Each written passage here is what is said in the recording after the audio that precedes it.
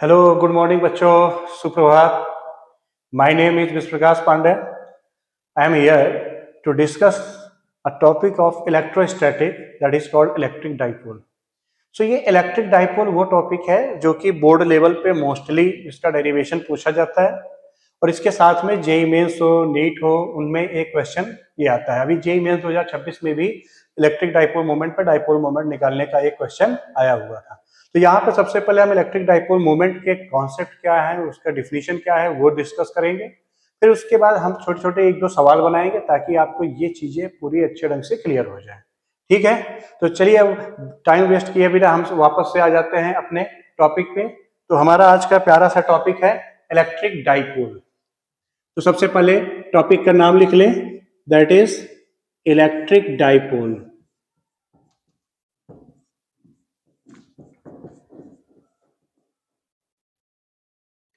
अब ये जो इलेक्ट्रिक डाइपोल है, इलेक्ट्रिक डाइपोल होता क्या है? अगर दो इक्वल एंड अपोजिट चार्जेस बहुत ही स्मॉल एक फाइनाइट डिस्टेंस पर प्लेस्ड हैं, तो ये जो सिस्टम बनता है that is called electric dipole. अभी हम जैसे बात करें, मान लो ये हमारे पास एक चार्ज है -q और इससे स्मॉल डिस्टेंस पे दूसरा चार्ज है +q। तो ये -q और +q ये आप देखोगे तो दो इक्वल मैग्नीट्यूड के और अपोजिट नेचर के चार्ज हैं जो कि एक दूसरे से एक फाइनाइट डिस्टेंस हम कह दें। तो अगर ये इनका सेंटर O है तो ये 12 डिस्टेंस पर रखे हुए हैं, तो ये जो अरेंजमेंट है इसी को हम इलेक्ट्रिक डाइपोल बोलते हैं। ठीक है, अब ये जो इलेक्ट्रिक डाइपोल है, अब ये तो समझ में आ गया कि two equal and opposite charges जब एक साथ फाइनाइट डिस्टेंस पे प्लेस्ड होते हैं so that system is the electric dipole. अब इस इलेक्ट्रिक डाइपोल के स्ट्रेंथ को मेजर करने के लिए हम लोग एक वेक्टर क्वांटिटी यूज करते हैं। उस वेक्टर क्वांटिटी का नाम है डाइपोल मोमेंट। क्या नाम है उसका? Dipole moment. अब ये जो डाइपोल मोमेंट है, इस डाइपोल मोमेंट का नोटेशन क्या है? इस नोटेशन है P। अब ये एक वेक्टर क्वांटिटी है। क्या है ये?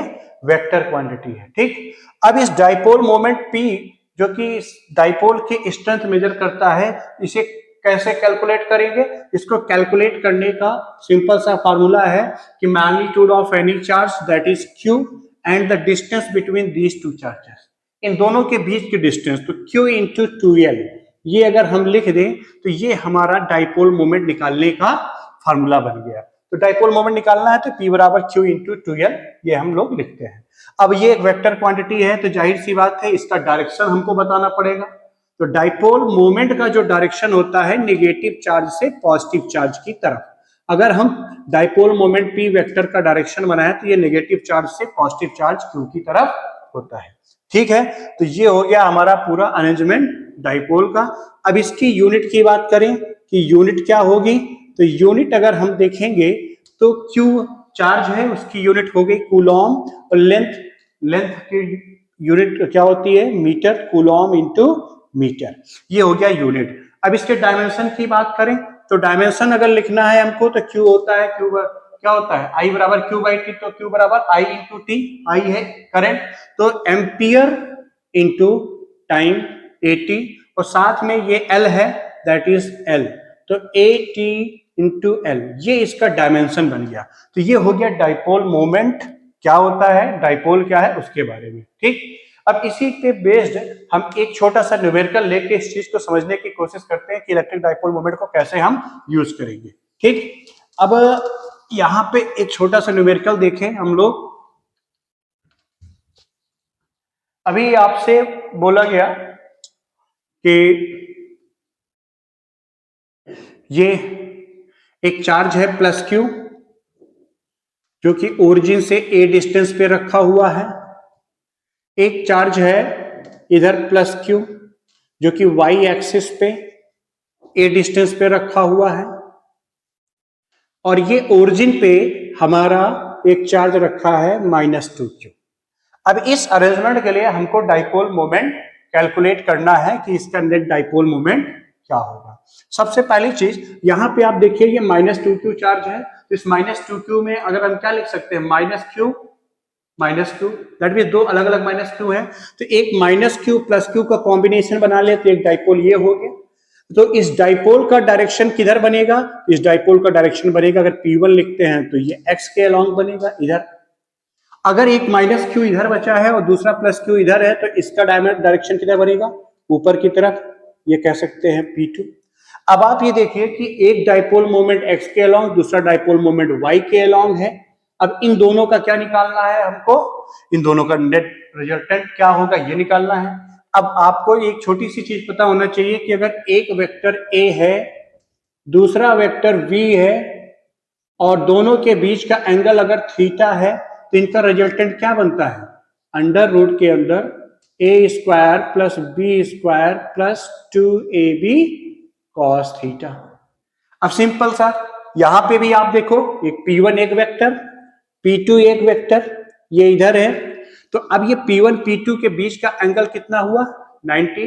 तो इनका नेट रिजल्टेंट अगर P नेट निकाला जाए तो P नेट क्या लिखोगे? अंडर रूट के अंदर P1 का स्क्वायर प्लस P2 का square plus 2 times P1 P2 cos 90। अब cos 90 की वैल्यू कितनी होती है? 0। अगर cos 90 की वैल्यू हो गई 0, तो ये पूरा टर्म हो गया 0। अच्छा, ये डाइपोल मोमेंट थोड़ा हम अलग से निकालें। देखो, ये है Q, दोनों के बीच की डिस्टेंस a, ये भी है चार्ज Q, दोनों के बीच की डिस्टेंस a। दैट मींस जो ये P1 और P2 है, these two dipole moment will be equal, so we can write it as P1 equal to P2 equal to Q into, उनके बीच की डिस्टेंस क्या है? Q into 2L। तो ये हमारा हो गया डाइपोल मोमेंट। मतलब हम P1 बराबर P2, तो इसको हम P मान सकते हैं। अब ये P अगर मान लिया, तो यहाँ पे हम P नेट क्या लिख सकते हैं? P नेट लिख सकते हैं, that will be under root P square plus P square. तो इस तरीके से P net equal to 2 root P। अब आप ये देखिए, यहां से P नेट की वैल्यू आ गई 2 रूट P, तो अब P की जगह Q इंटू 2L आप रख दीजिए, तो P नेट तुमको सीधे सीधे मिल गया कि P नेट हमारा क्या बनेगा? 2/2 भाई, यहां से P स्क्वायर बाहर निकाल लो, तो ये P आ गया बाहर, अंदर हो गया √2। तो यहां पे हम क्या लिखेंगे? P की जगह Q इंटू 2L, P की जगह क्या लिखेंगे? Q इंटू 2L और साथ में √2। तो ये हमारा इसका डाइपोल मोमेंट हो गया। तो ये एक तरीके से डाइपोल मोमेंट निकालने का एक क्वेश्चन ये हो गया। ठीक, तो ये हम डाइपोल मोमेंट निकालते हैं। ठीक है, अब हमें एक दूसरा क्वेश्चन लेते हैं।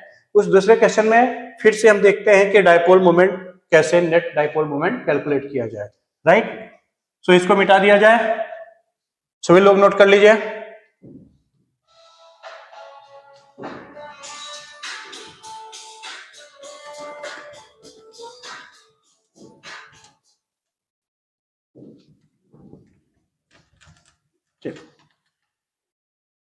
Now we will take another question.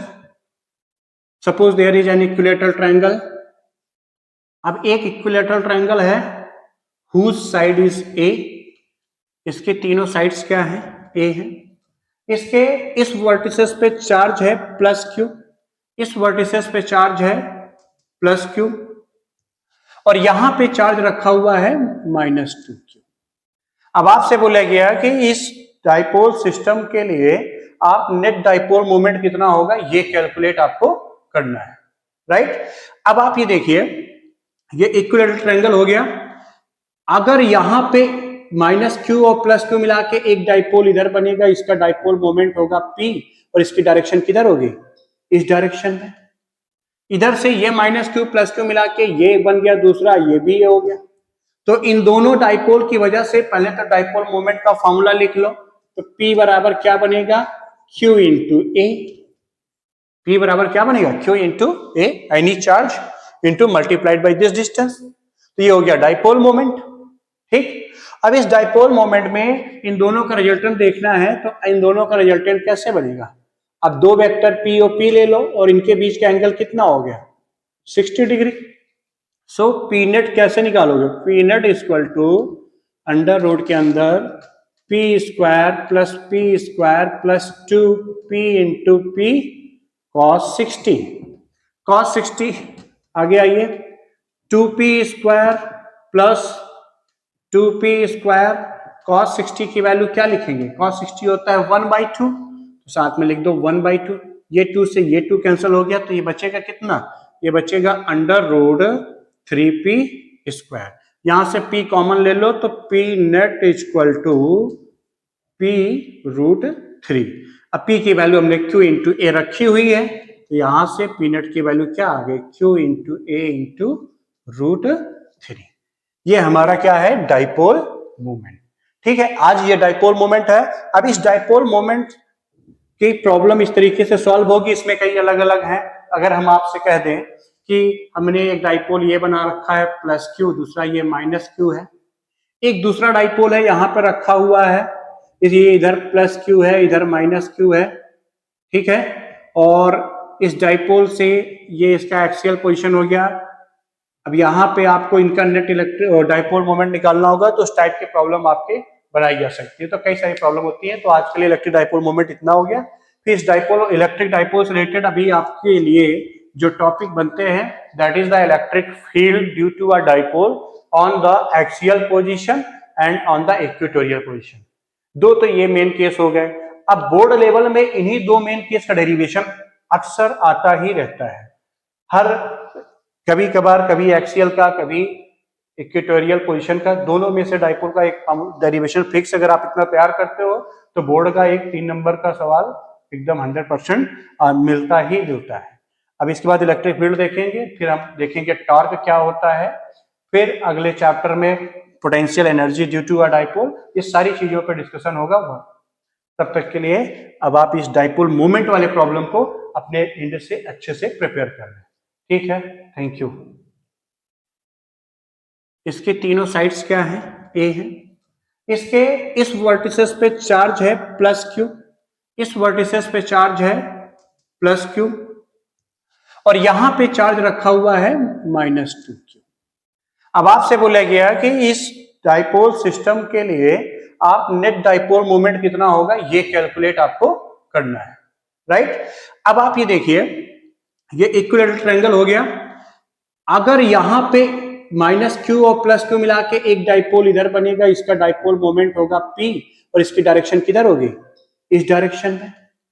इधर से ये माइनस क्यू प्लस क्यू मिला के ये बन गया दूसरा, ये भी ये हो गया। तो इन दोनों डाइपोल की वजह से पहले तो डाइपोल मोमेंट का फॉर्मूला लिख लो। तो p बराबर क्या बनेगा, q इंटू ए। p बराबर क्या बनेगा, q into A, any charge into multiplied by this distance. तो ये हो गया डाइपोल मोमेंट।